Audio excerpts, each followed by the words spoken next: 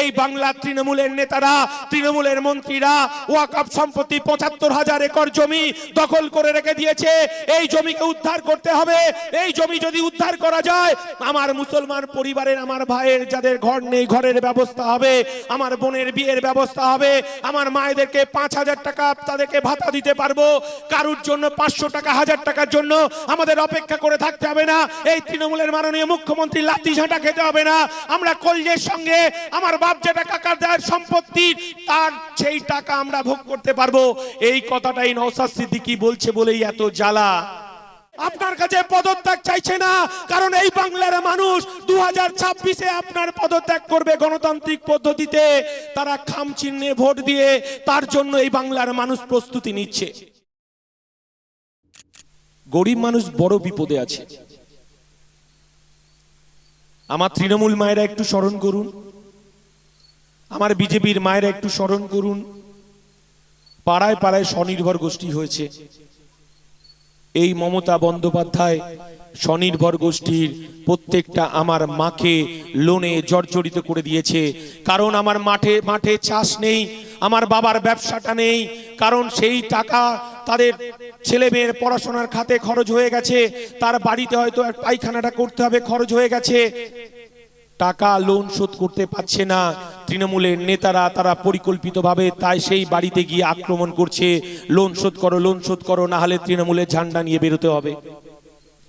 শুধু এখানেই শেষ নয়, যে তৃণমূল মা লোন নিয়েছে বা যে মা লোন নিয়েছেন, চক্রবৃদ্ধি হারে আপনাকে লোনটাকে পরিশোধ করতে হচ্ছে। তারপরেও আমার বাবার কাজ নেই, আপনার মাঠে যাওয়ার কাজ নেই, আপনার জব কার্ডে নেই, এই রাজ্যে শিল্প কারখানা বন্ধ হয়ে গেছে, আমার বেকার যুবকের কাজ নেই। তারপরেও আমার মায়েরা বন্ধন এবং সাহারা থেকে লোন নিয়ে এক একটা পরিবার লোনে জর্জরিত হয়ে যাচ্ছে। আর আপনি মাননীয় মুখ্যমন্ত্রী ৫০০ টাকা থেকে ১০০০ টাকা আপনি দিচ্ছেন, কিন্তু এই বাংলার মায়েরা লোনে জর্জরিত হয়ে গেছে। আমার নওশাদ সিদ্দিকী বলছে, এই বাংলার তৃণমূলের নেতারা, তৃণমূলের মন্ত্রীরা ওয়াকফ সম্পত্তি ৭৫,০০০ একর জমি দখল করে রেখে দিয়েছে। এই জমিকে উদ্ধার করতে হবে। এই জমি যদি উদ্ধার করা যায়, আমার মুসলমান পরিবারের, আমার ভাইয়ের যাদের ঘর নেই, ঘরের ব্যবস্থা হবে, আমার বোনের বিয়ের ব্যবস্থা হবে, আমার মায়েদেরকে ৫,০০০ টাকা তাদেরকে ভাতা দিতে পারবো। কারুর জন্য ৫০০ টাকা, ১০০০ টাকার জন্য আমাদের অপেক্ষা করে থাকতে হবে না। এই তৃণমূলের মাননীয় মুখ্যমন্ত্রী লাঠি ঝাঁটা খেতে হবে না। আমরা কলজের সঙ্গে আমার বাপ যেটা কাকার দায়ের সম্পত্তি, তার সেই টাকা আমরা ভোগ করতে পারবো। এই কথাটাই নওশাদ সিদ্দিকী বলছে বলেই এত জ্বালা। নওশাদ সিদ্দিকী কিছুদিন আগে একটা টিভি চ্যানেলে গিয়েছিল। টিভি চ্যানেলটার নাম আপনারা জানেন আর বাংলা বা আর প্লাস। ওখানে যিনি অ্যাঙ্কারিং করেন, দৌড়ে দৌড়ে অ্যাঙ্কারিং করেন, হিন্দু মুসলমানের বাইনারি পলিটিক্স যদি আর প্লাস খুলেন, শুধু হিন্দু মুসলমান, চালের দাম বাড়লো কেন কথা নেই, ডালের দাম বাড়লো কেন কথা নেই, স্কুলের শিক্ষা ব্যবস্থা বন্ধ হয়ে গেল কেন কথা নেই, বেকারের চাকরি হলো না কেন তার কোনো কথা নেই। শুধু হিন্দু মুসলমান। বাংলাদেশ আর পশ্চিমবঙ্গের মধ্যে পার্থক্য বোঝাতে চাইছে আমাদেরকে। আরে বাবা, আমার পেটে তো খিদে, আমার ঘরের বেকারের কাজ নেই, আমার চাষের জমিটা ডুবে গেছে জলেতে, অতিবৃষ্টিতে, আমার বাবার কাজ নেই। তৃণমূল কংগ্রেস জব কার্ডটা চুরি করলো আর বিজেপি বন্ধ করে দিল। আমরা এখন নিজেদেরকে বেঁচে থাকার জন্য, আমরা লজ্জা নিবারণের জন্য কোনো রকমে মরেও বেঁচে আছি, আমরা পরিত্রাণ চাইছি। আর যখন নওশাদ সিদ্দিকী বিধানসভায় গিয়ে বলছে ওয়াকফ সম্পত্তি ফেরত দিতে হবে, তৃণমূলের নেতারা দেবত্বর সম্পত্তি দখল করে আছে, দেবত্বর সম্পত্তি আমাদের হিন্দু ভাইদের মন্দির কমিটি থেকে তুলে দিতে হবে, তখন মমতা বন্দ্যোপাধ্যায় বলছে শুভেন্দু অধিকারীকে দিয়ে তো আর হবে না। এই রাজ্যে শুভেন্দু অধিকারীর বিধায়কের সংখ্যা হচ্ছে ৭৭।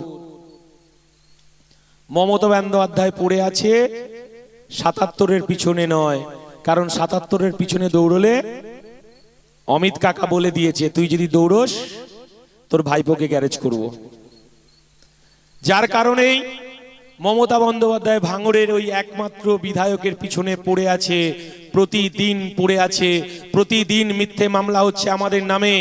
সেদিনকে আমরা মাননীয় মুখ্যমন্ত্রী, এই রাজ্যের পুলিশ মন্ত্রী, আমরা ইন্ডিয়ান সেকুলার ফ্রন্টের পক্ষ থেকে বলেছিলাম যে আদিবাসী দলিত, মতুয়া যে সমস্ত ভাইরা আছে তাদেরকে বিজেপি বারবার নাগরিকত্বের ভয় দেখাচ্ছে।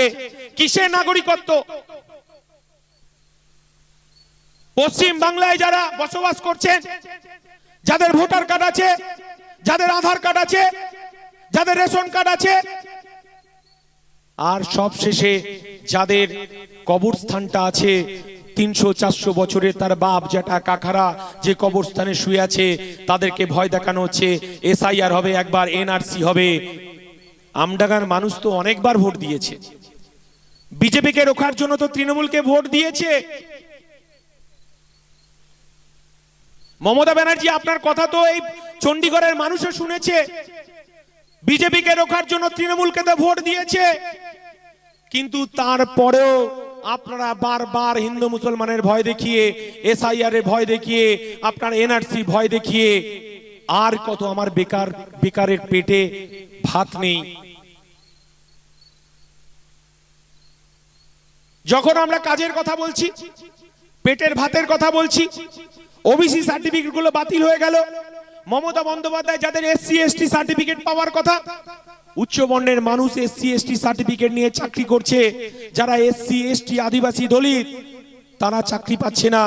নওশাদ সিদ্দিকী যখন বিধানসভায় এই কথাগুলো বলছে, একদিকে মতুয়া, একদিকে আদিবাসী, একদিকে দলিত, একদিকে আমাদের সংখ্যালঘু মুসলমান, একদিকে আমাদের সংখ্যালঘু হিন্দুরা, তারা কাজ চাইছে, তাদের বেঁচে থাকার অধিকার চাইছে, তখন আমাদের পার্টির পক্ষ থেকে মাননীয় মুখ্যমন্ত্রীকে আমরা সেদিনকে বললাম, মাননীয় মুখ্যমন্ত্রী ধর্মতলায় আমাদেরকে এক মাদুর জায়গা দিন, আমরা 35টা সংগঠন আমরা একটু ধর্মতলায় বসে আমরা একটু কাঁদতে চাই, আমরা প্রাণ খুলে একটু কথা বলতে চাই। সেদিন মাননীয় মুখ্যমন্ত্রী আমাদেরকে ধর্মতলায় বসার জায়গা দেয়নি। আমরা সেদিনকে দেখলাম যে আমাদেরকে হাজার হাজার পুলিশ লেলিয়ে দিল। সেদিনকে ধর্মতলায় মাদুর পেতে আমরা ধর্ণা দিতে চেয়েছিলাম। আমরা সেদিনকে বিজেপি সরকারের বিরুদ্ধে বলেছিলাম যে আপনি 15 লক্ষ টাকা দেবেন বলেছিলেন, আপনি এসআইআর এর নামে আপনি কেন নাগরিকদের ভয় দেখাতে চাইছেন? এসআইআর কে সরলীকরণ করতে হবে। ওবিসি বাতিল হয়ে গেল, ওবিসি কেন বাতিল হলো? এসসি এসটি যোগ্য প্রার্থীদের দিতে হবে। প্রধানমন্ত্রী আবাস যোজনা কেন বন্ধ করে দেওয়া হলো? 100 দিনের কাজের টাকা কেন বন্ধ করে দেওয়া হলো? মাননীয় মুখ্যমন্ত্রী, আমরা যেদিন বিজেপির বিরুদ্ধে আওয়াজ তুলেছিলাম, মাননীয় মুখ্যমন্ত্রী একদিকে বিজেপি, একদিকে আমাদের আইএসএফ, মাঝখানে মমতা বন্দ্যোপাধ্যায় ঢুকে বলছে আন্দোলন করা যাবে না। আমাদেরকে লাথি মারতে মারতে, নওশাদের পেটে লাথি মারতে মারতে, নওশাদকে ঘুষি মারতে মারতে, আমাকে লাথি মারতে মারতে, এখানে শরীফুল ছিল সেদিনকে, আমাদেরকে মারতে মারতে আমাদেরকে লালবাজারে নিয়ে যাওয়া হলো, আর নওশাদকে জোড়াসাঁকোয় নিয়ে যাওয়া হলো। মাননীয় মুখ্যমন্ত্রীকে, আপনাকে এই বাংলার মানুষ তো জানে। আপনি সেদিনকে 2007 সালে এই বাংলার মুসলমান সমাজ দেখেছিল। সেদিনকে রিজবানুর রহমানকে ভুলে যায়নি এই বাংলার মানুষ। রিজবানুর রহমানের অপরাধ ছিল অশোক টোডি, তিনি একজন বড় লাক্সগোজির ব্যবসাদার, তার মেয়েকে ভালোবাসার কারণে সেদিনকে আমরা রিজবানুর দেহটা, মৃতদেহটা দমদমের পাতি পুকুরের ধারে পড়ে থাকতে আমরা দেখেছিলাম।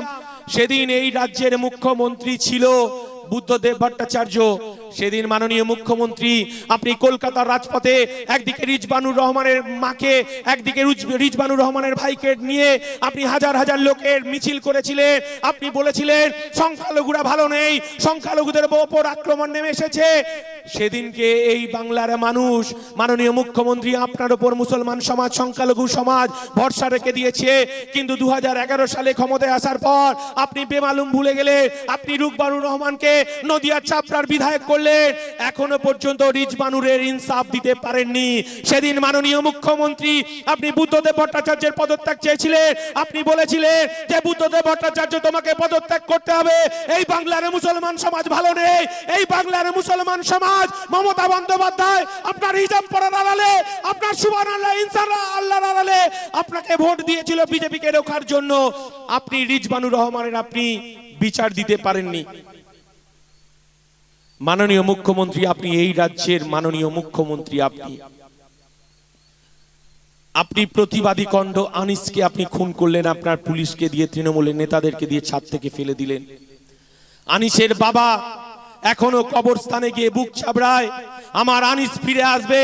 মমতা বন্দ্যোপাধ্যায় আপনার কাছে এখনো ইনসাফ চাইছে, এখনো আপনি ইনসাফ দিতে পারেননি। মাননীয় মুখ্যমন্ত্রী, আপনি বুদ্ধদেব ভট্টাচার্যের পদত্যাগ চেয়েছিলেন।